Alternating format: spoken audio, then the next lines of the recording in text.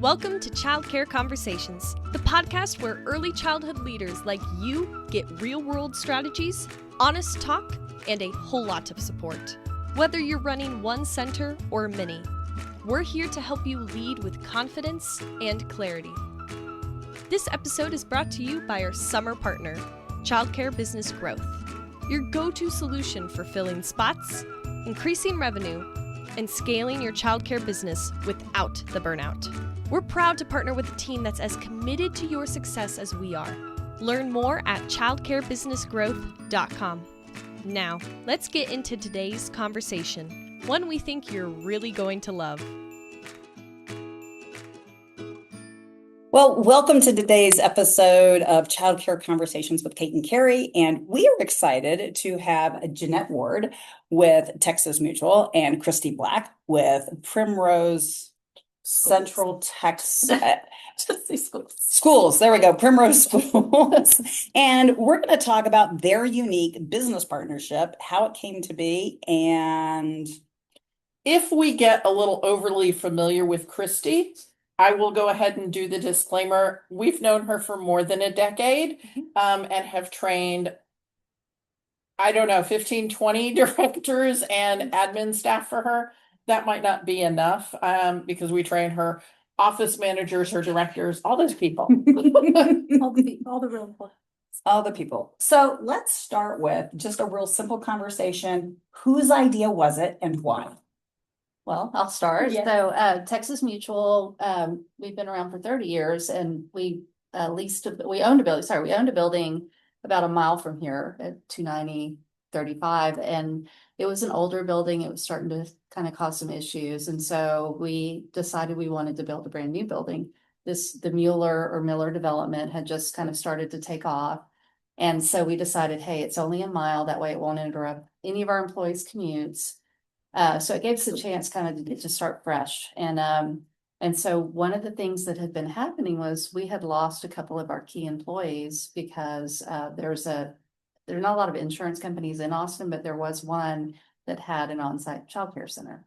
And adjusters are precious gold to an insurance company in a town where there's not a lot of them. So from a competitive perspective, we're like, we should have it, and we didn't offer it as something like an on-site childcare center that we're running. We wanted to lease it to a childcare provider at less than market rates to make it enticing to bring a childcare center. Okay, so let's start. I just wait. Okay, so you leased it to them. Going in, you knew it was going to be less than market rate.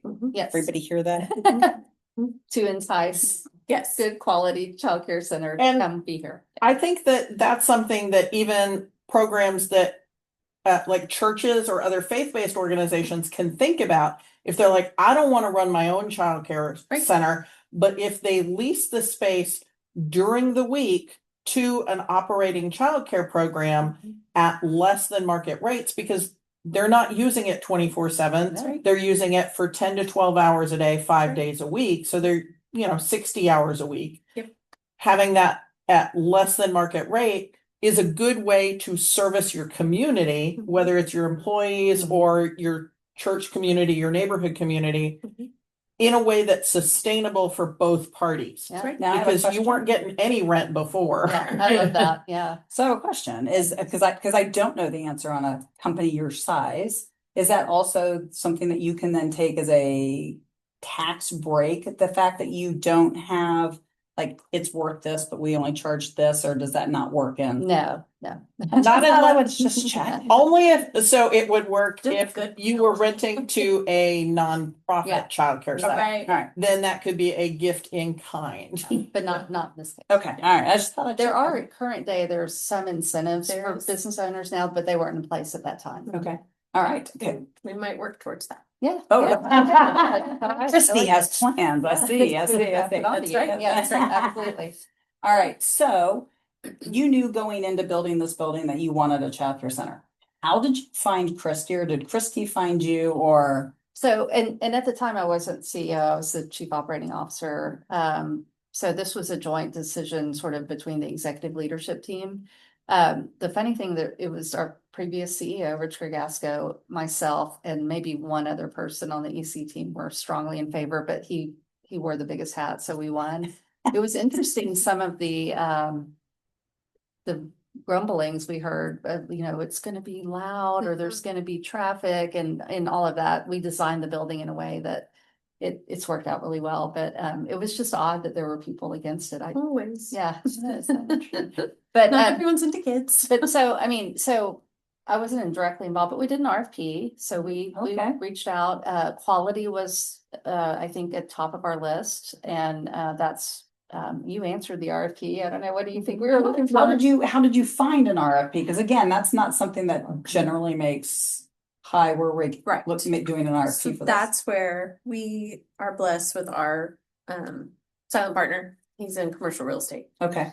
So he has access to all of those things. And he actually knew Rich and Mike. Yeah. And so it was an easy call. Okay. Yeah. All right. Because All right. I think they probably knew that he was dabbling in this world, and that's how it happened. Okay. All right. So there was an RFP, you filled out the RFP. Mhm. I mean, essentially, we got it. Yeah. We landed it. What were your tips though for even if somebody was wanting to do this? Because I know that this is a little non-traditional. I don't know if it's traditional to have an RFP or if it's just, hey, we have space, we're gonna lease it. So it's more like Well, commercial space. it was probably more like that. Okay. Yeah. I think it was probably more about who we knew Okay. than Yeah. So you had a network? Is that what I'm hearing? Yeah, Like, so there was networks. a network very in well place? connected network. Yeah. Okay, so people who are listening to this episode might perhaps think Find that having a some network, fancy people have fancy people in your that network, become friends. commercial realtors might be a good thing. Yes, Okay, yes. all right. And maybe being part of the chamber, Well, which is. yes, all the. Yeah. I mean, and I've known her for years as well. I've known y'all for years, but I've also known her for years because we've been to Women in Business together. Yeah. I've seen her. I'm like, I'm a fan. Like, you've been on the stage, So this has also been a very smooth relationship for us because we've known each other for a long time. Well, that part of the reason I'm asking those questions is that we still run into people like we've done 100 presentations this year already. And I would say probably over 50% every time we run into people who aren't part of their chamber, who aren't part of their community It's so easy. activities, Yeah. and they don't even have a professional advisory team. So they Right. don't have a commercial realtor, they don't have a banker, they don't have a lawyer. And They're all right there. yeah, and I'm just like, It's not that hard. I want to say It's not speak into that my hard. mic, but you have your own mic on. So I'm like, well, please reiterate. to No, that. it's So that's- really not that hard. I mean, in Lake Travis, which is where I live, they jokingly refer to me as the mayor. No offense to the mayors out in Lake Travis, but because everywhere we go, they're like Christy Black, and it's not because I wanted it that way. It's because I just started showing up at all of the stuff through the chamber when I very first opened the Bee Cave school or transferred ownership of Bee Cave, and that's how I started to get and now we do it everywhere. We haven't done Austin Chamber so much. Yeah. It feels really big. Yeah. But there's regional chambers. So even Right. in Austin, So- there are some Right. sub chambers. yeah, like we tried to do the Austin Young Chamber for a minute. I did not attend because there's an age cap. But we sent representatives and all that and kind of grew a little bit of legs, but we're still trying to find our niche over here in the downtown area. Yeah. We're really involved with like the Aldrich Street group that's out here in Mueller. So wherever we can, we sign up. That's the point. That's Find the a point. club, join the club. That's right. Find a club, Go to join the club. college. Yeah. Go put your name on all the. Oh, teams. we are so. We had that We had that conversation. with- No, I'm ad nauseum with mine too. So All right, so you knew some people. Yep. You had a space. Yep. I'm sure it wasn't as easy as I mean, is a that. lot of So work. talk about, so what was the lot of work? What went into, they had a space, they wanted a childcare center, you said, hey, we're here. Right. Well, on our side, we have to make sure that Primrose approves of the space. Luckily for us, the timing worked out beautifully because the corporate office had started dipping their toe into something they call Primrose on premise, Mhm. which is essentially what we are. Oh, yeah. They've never categorized our school as that, but it is what we are. Basically You were saying the that OG. Well, yeah, but basically, you know, saying that one business could have direct access to one school. And so it was a really easy sell, on for that part. But we still have to go through the whole process. So we have to go, you know, fill out all of the paperwork, and this was going to be our fourth location at the time. And so even though it's your fourth, you still have to start from the very beginning, like you're a nobody, and They got to do the market research. They got to Yeah. validate. yes, we have to Because there talk could about all the be nobody competitors living in and- this neighborhood. That's right. Right. That's right. But the demographics were there. We I mean, I don't know how far you want to go, but we started it and Keep then going, we'll stop you. okay. I mean, we opened on September 11th of 2019, and we had 8 classrooms at the time, and we opened with 40 infants. That's a lot of very short people. It was crazy. So immediately we knew that our demand was going to be on the younger side of our building.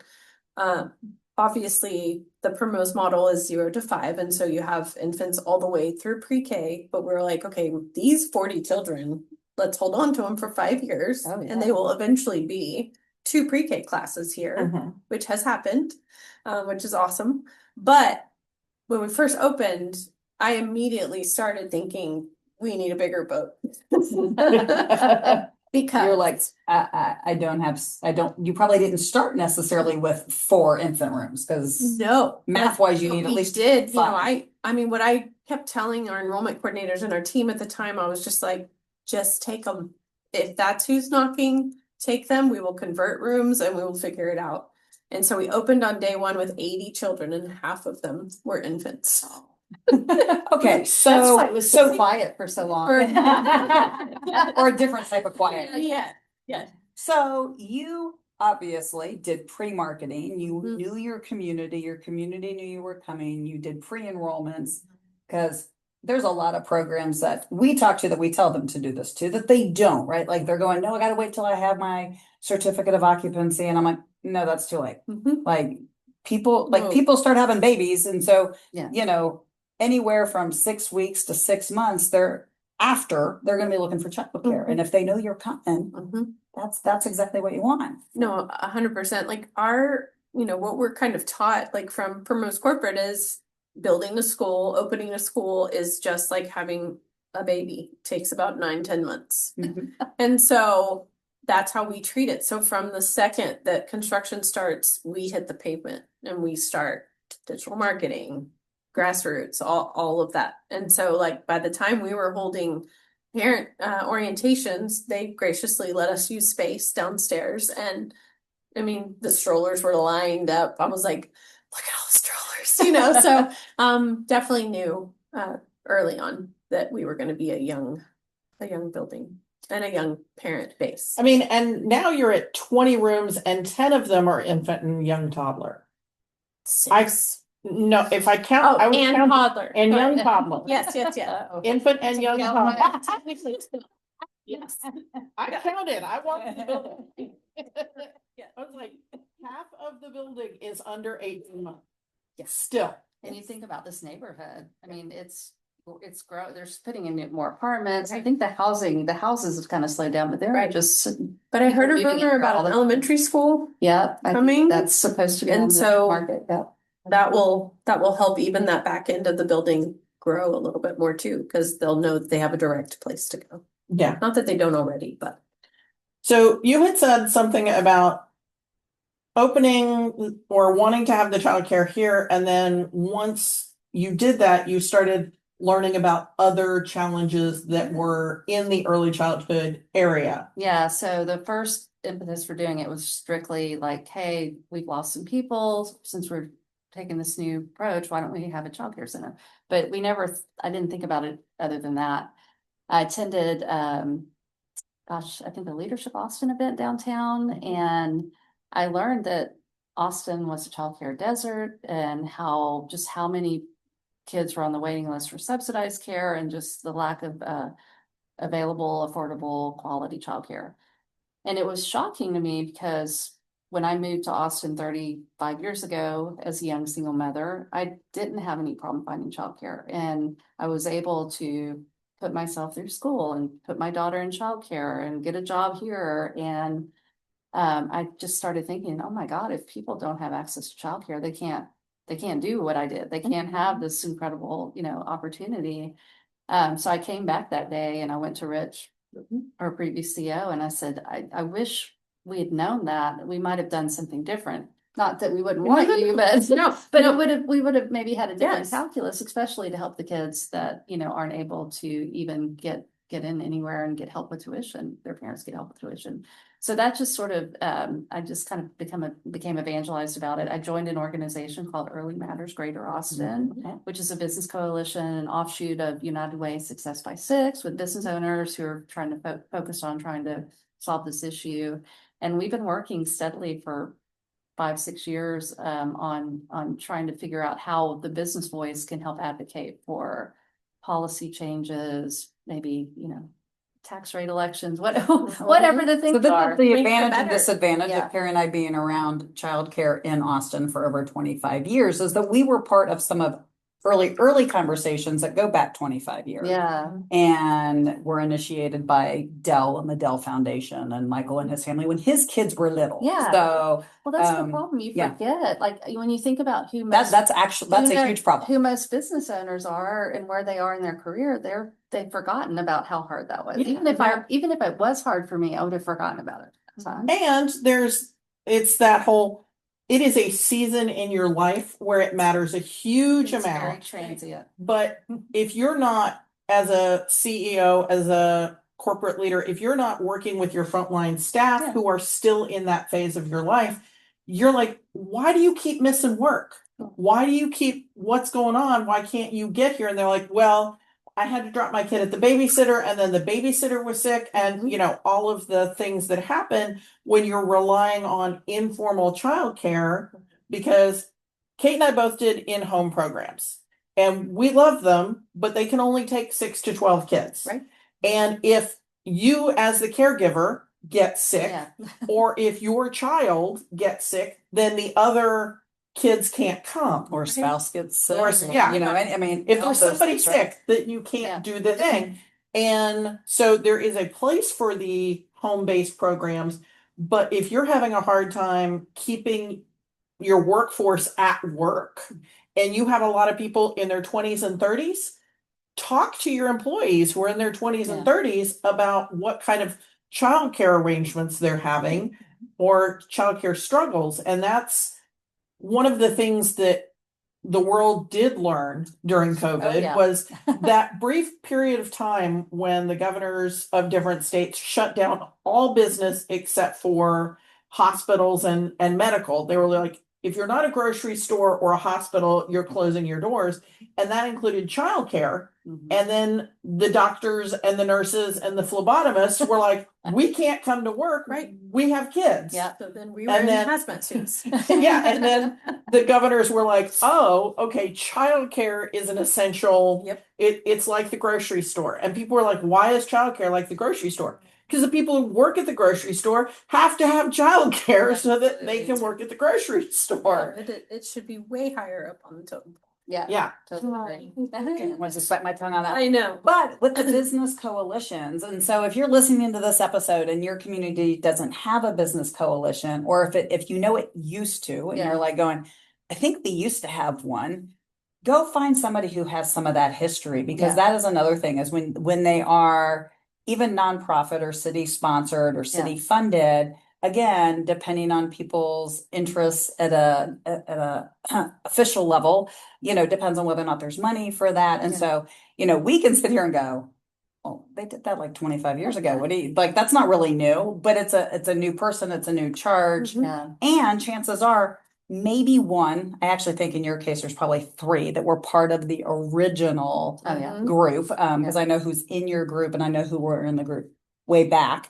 So I think there's at least 3 that I know of for sure that were in both groups, which is great, but not everybody gets that, because if you're in a major metro that has a lot of coming and going over 25 years. Because I mean, we're not talking about like this is a 5-year thing. This Yeah. is something that Austin's struggled with for over 25 Right. years.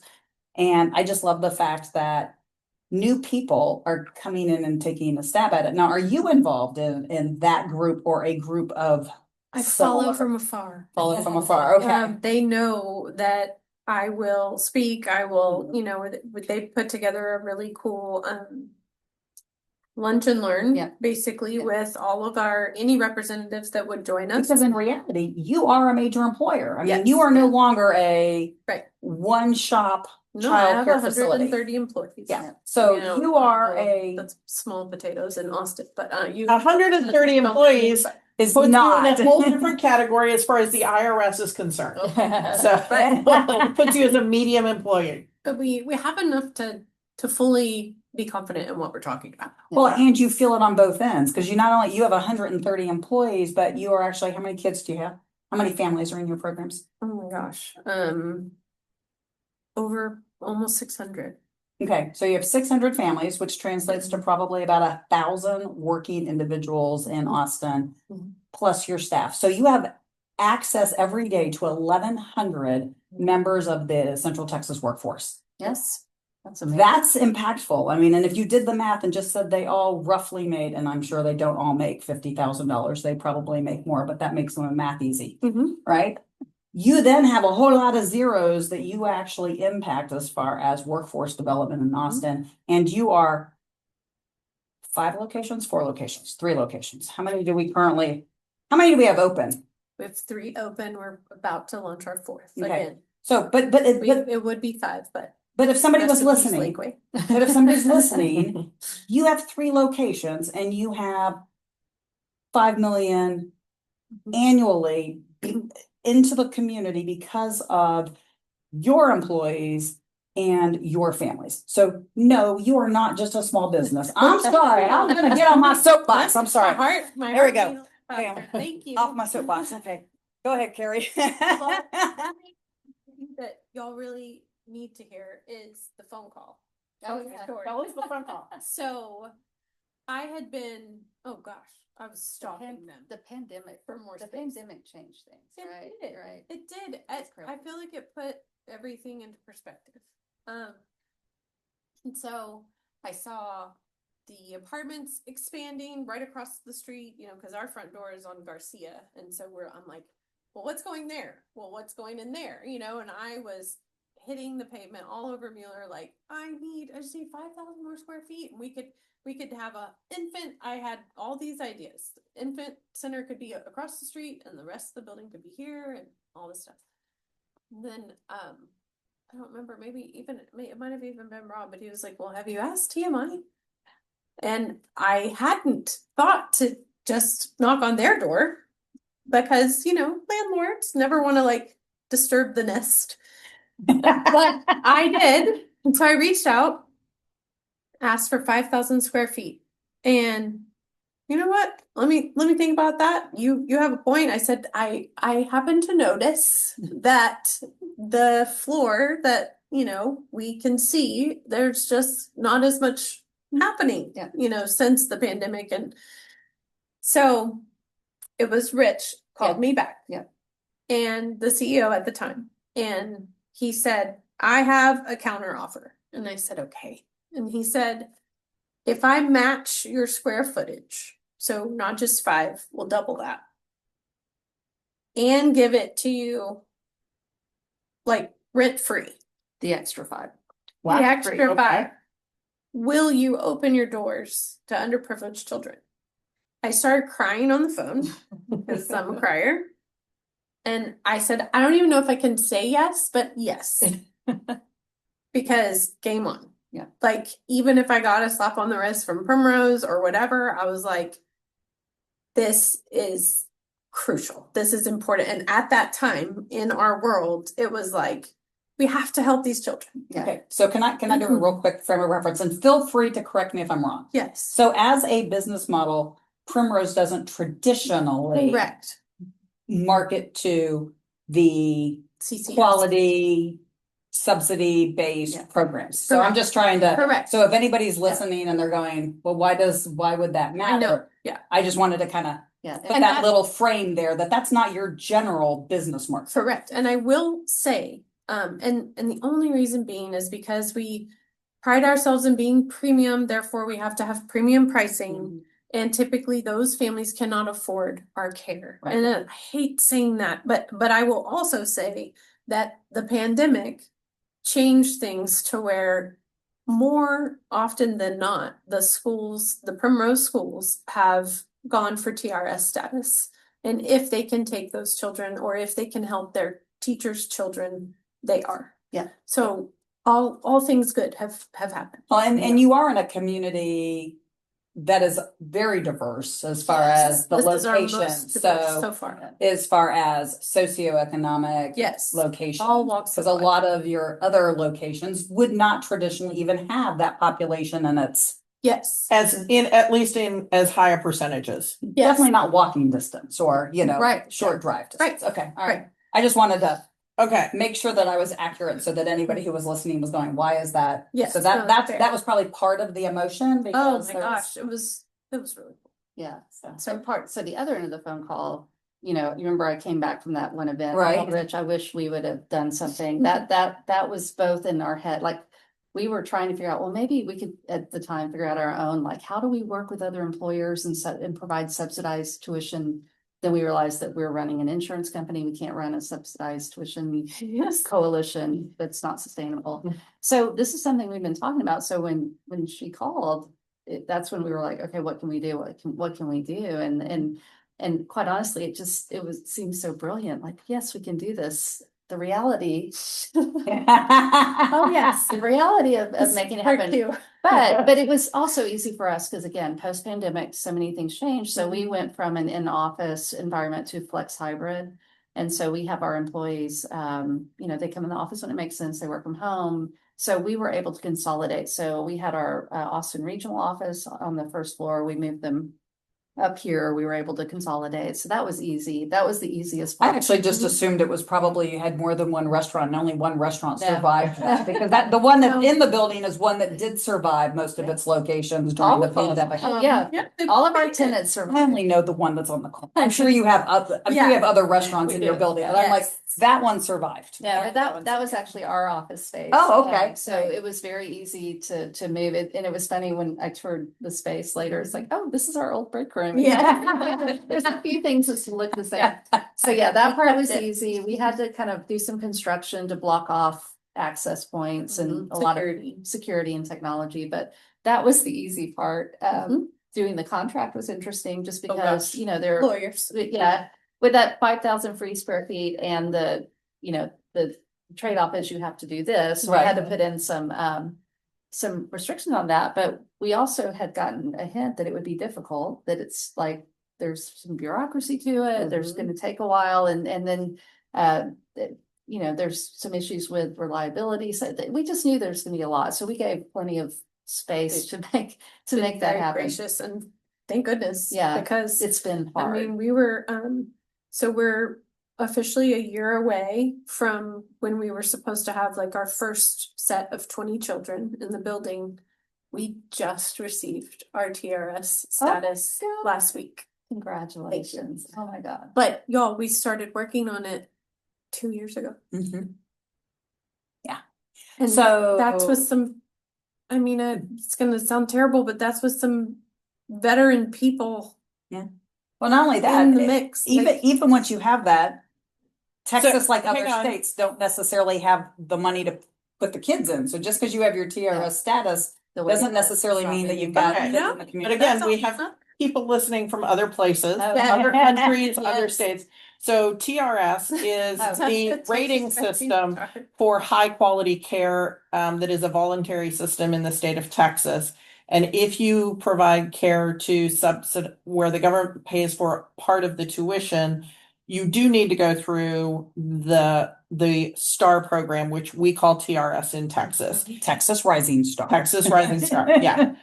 So it's like quality assurance programs in other states, but in Canada or in Seoul, you guys have different government validation standards that say this is a higher than required level of care at this center. So they've gone, they'd had their corporate accreditation, and that got them to one level of care, but those don't exactly parallel what the state says is high quality care.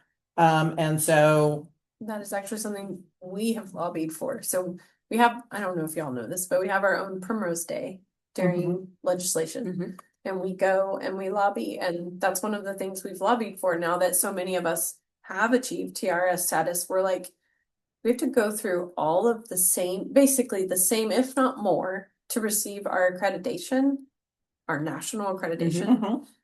Why can't that automatically transfer over? And there's a lot of states that I know the Primroses are well, and not just Primrose, because there are other franchises, other privately run programs that have their own internal accreditation program, and so they're all kind of fighting that that animal. I mean, Oklahoma and that's what's cool about our advocacy day is that it's not just Primrose.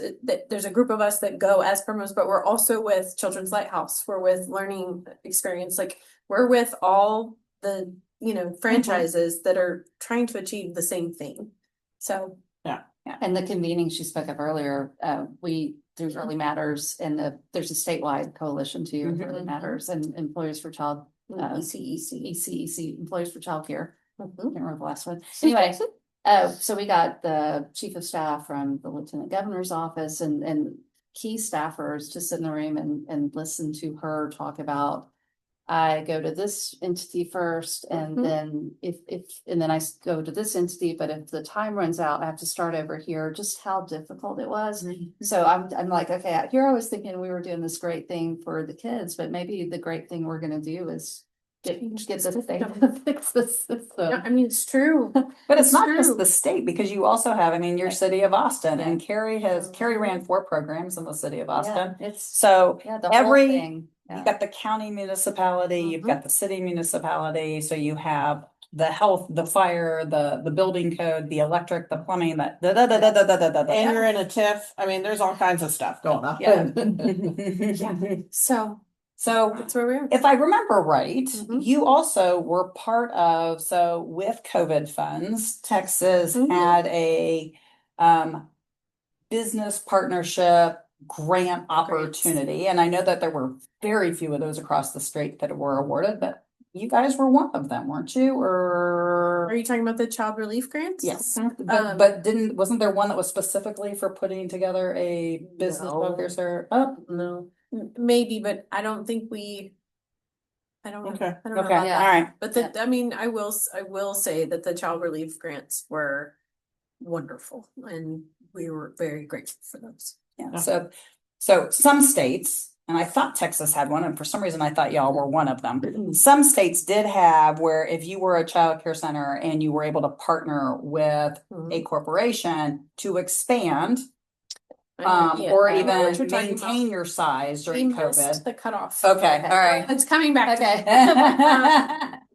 So the expansion's been over for 1 year, so this is all a little fuzzy, but yes, we were actively trying to get that grant, and our window of, we had to be open by a certain time, and we missed it by like 2 months. Yeah. So we did not. Okay. So I just, but I think that, I mean, from an industry that's incredibly regulated, insurance is pretty regulated. So I'm sure you probably thought, I can deal with regulatory agencies, right? Because you are, that's all your industry is. And then all of a sudden you're like, oh, we have nothing. We are nothing compared to. I mean, there's a certain amount of efficiency in the insurance industry regulation. Actually, what I've learned on the childcare licensing and all the things, it's just because there's not one entity, so it's you're dealing with really siloed processes and people. That's the big problem. We have one Texas Department of Insurance. That's true. The other thing with that is that every state's different. Yeah. So every state, how they fund their Quality their quality program. improvement programs. That's different in Yeah. every state. And, so there's no, we have 50 states, we have territories, but nobody does it the same. Yeah. We have, so forth and so on. And, my father was insurance before he was anything else. And so I know that at least on a lot of levels, not that every state does their Department of Insurance the same, but you got big companies that come in and go, no, I'm not going to do it this different in Yeah. 50 states. I might do it different 10 times, but y'all have to figure out, I'm only going to do it different 10 Yeah. times. I'm not doing it different 50 times. There because- is an entity that helps align all of the, Yeah. they come up with model rules that people No, use. and across. And it would be great if that happened in childcare. But all we have is nonprofit, Yeah. professional groups. That's Yeah. true. We don't have another Volunteers way. that change positions and stuff like that, and so it's like herding cats. Yeah. And I mean, childcare programs that are part of franchises or large corporate entities and the small ones that are mom and pop that might own 1 to 10 locations, but aren't part of a franchise. They don't always play together nicely in the same sandbox. And so there's not a way necessarily for this advocacy group to partner with this advocacy group to come Right. together for a joint message, unfortunately. And so that is Occasionally they will at the federal level, but they don't usually do it very much at the state levels. Right. I will So- say the last couple of years in Texas, I've seen a lot more coalescing around the Good. different groups. Mhm. So it feels like people are much more aligned here.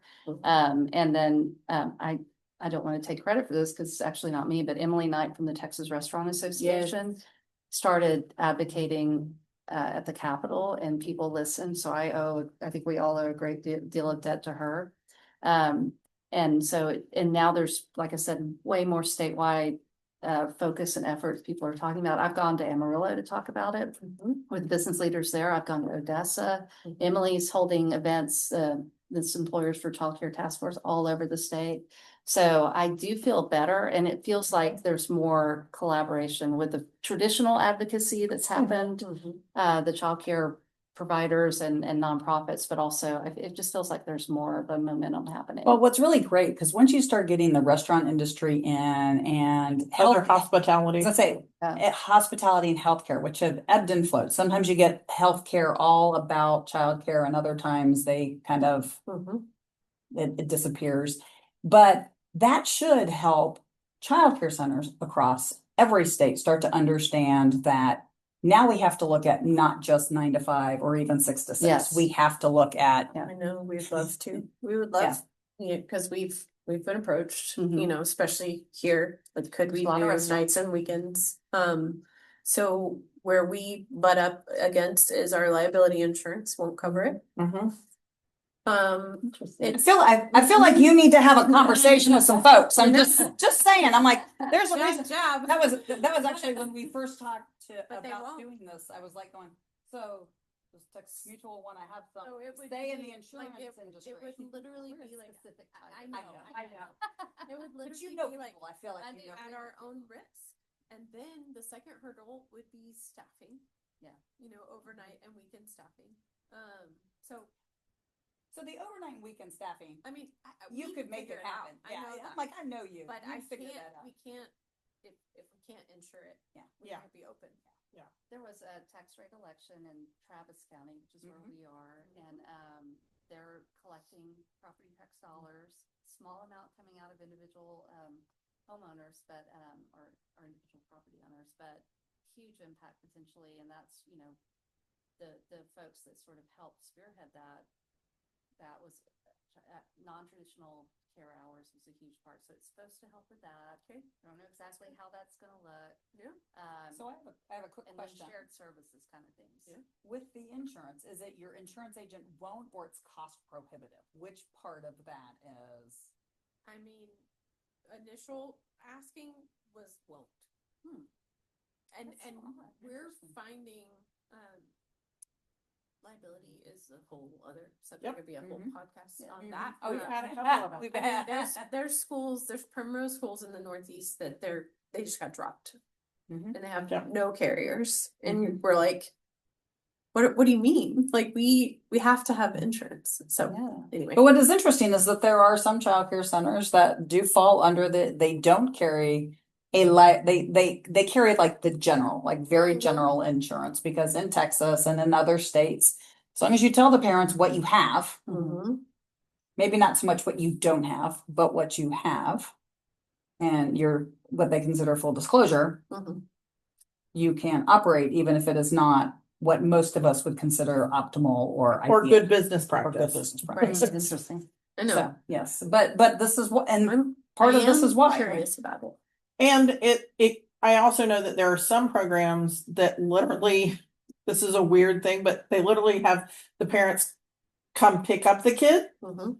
at say 6:30 Mhm. and then bring the kid back at 6:45, and it is a separate license and it is a separate program. So, but they have to pick up and drop back. Yeah, so they have to have 15 minutes where they leave. Wow. And so then the amazing. centers Or have somebody picks them up. It's- somebody Right, picks them right, up, right? right. And so the centers have Teacher two walks out different with them and walks back in. yeah, the centers have two different licenses, and so they're insured separately Hmm. for the nights and weekends. Wow.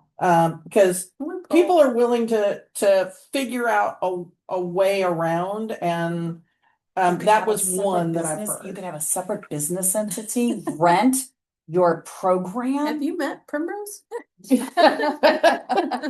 Just saying. Throwing out a, To cover all. I'm like, wait. Yeah, That's another. Cover That's my another. microphone. yeah, but I mean, I think But it is a huge issue It is. that they're because there were drop-in centers, Mhm. and the drop-in centers were having higher rates of accidents and citations, because drop-in centers don't know what kids are going to be there. They don't know how they Right. need to staff, Oh. because you don't know ahead of time how many children are going to be there. Right. They had more issues with licensing, which Mhm. meant that their insurance rates went up. Oh, Yes. Okay. And so I think that that's part of what's behind the insurance companies being less willing to write for nights and weekends. Okay. Because they think of it as, and so it might be if you said, we have regular families, that it's not drop in and weekend, like it's regular family, regular care. It's for healthcare, it's for hospitality industry. Our kids would still have their 40 hours a week of care. It would be scheduled and structured. It's not drop in, maybe. So yeah, Might be worth it to go back and. go back and have another swat at it. Have another, Next Primrose conference, I'll yeah. throw it out there. I mean, I can go with you if you want. I'll talk Okay. to people. I'm willing It to, doesn't hurt to ask. Yeah. I'm always There's willing to nothing else going go on right now. brainstorm new ways to, I mean, Primrose already is, the most profitable franchise according to Franchisor Magazine in the industry. They can take that up even further, because there's other people knocking on their door if they want to keep their rankings. They need to Good point. look at other options. Okay, we have been here, kept you guys longer than we thought we would, because this has And we been such probably, an you could interesting probably still have conversation. more conversation. I'm like going, I know she kept trying to show me her phone. I was like, I'm not looking. This has been a fantastic relationship Yes. and story and journey. We're quite proud of our school downstairs. Would you tell another employer to do the same thing? And would you tell another Primrose, absolutely go do this? 100%. Yeah, no, I absolutely. I think we should have employers thinking about how they can support not just their own staff's childcare. That's going to be transient, but a whole community. And I know that the demand for this center is so great. And It then is. I work out in our little gym and I watch the parents come and pick up their kids every day. I hear the children. Yeah, I absolutely am a huge advocate for it. And so has the parking been a huge problem? No. Has the Well, noise, not for me. has the maybe noise, y'all. has the noise been a problem? We do have some employees that sometimes the screaming when the kids are outside. The happy The screams? happy screams. I personally like them, but I know. And sorry, I keep touching my mic. The parking, it's just crunchy in the morning. It's just drop Yeah. off and pick up. Yep. And everyone's in a hurry. yeah, we have less, it's less like our employees go in a separate Yeah. area. So I think it's more the other tenants, maybe Yes. there's some conflicts. But I'm for our, mostly sorry for like the garage attendant. Like if there's an angry mom, she can't get out of the garage, that's like, like I'm sorry.